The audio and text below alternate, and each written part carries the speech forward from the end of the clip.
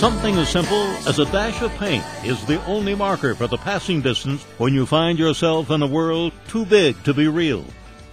Mountains and trees tower over your motorcycle, leaving you somehow vulnerable, while at the same time in absolute control. That is the feeling at this moment. These riders have two tires on the ground, passion in their hearts, and a heightened sense of what's around them. These riders are on a road to victory. Actually, it's just the freedom of and enjoying a motorcycle. You know, you're out in the open and you feel the coolness and the heat like today. You know, you're not sitting in a car listening to the radio. The low rumble of the Victory motorcycles adds a deep baritone to the sound of the world, without subtracting from the natural beauty of the drive. The road that winds to the Rockies to Durango, Colorado, is a familiar one for Max Maxedon and his wife Debbie. Over the past few years, this stretch of pavement has literally been their road to victory, where each white dash takes them further from the world they live in toward the world they want to live in.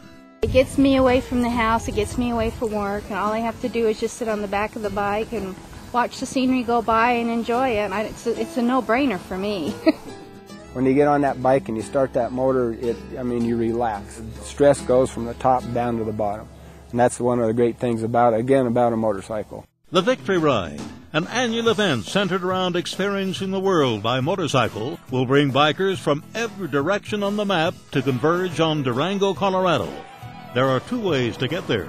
You can put your bike on the back of a trailer and drive down the fastest route possible, or you can do what bikers do best: climb on your chrome steed and travel the back roads for days at a time.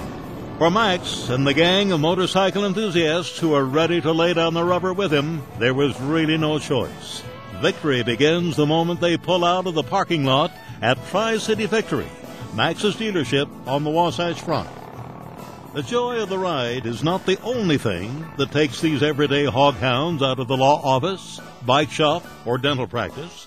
Companionship is motivation enough to get enthusiasts out on their bikes, ready to enjoy the outdoors with their friends, family, and even those that are unfamiliar, yet familiar enough to the bond of loving the road. People just will drive up next to you and just start up a conversation, which they wouldn't do that if you were going to the grocery store and getting out of a car.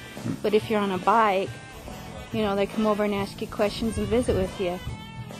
To many of these riders, there is nothing that can rival the feeling of being on a motorcycle, free from worries, and able to experience life the way it should be, in the moment. Each dash on the highway pushes them forward into a bigger world, one that can only be piloted by street bike. It's a thrill riding a motorcycle, and that's one of the reasons that people do ride bikes. And there's an experience behind it that you can't explain it, because it's not, if you don't do it, you don't know what it's about. From the trailheads of the West, I'm Joe Lee.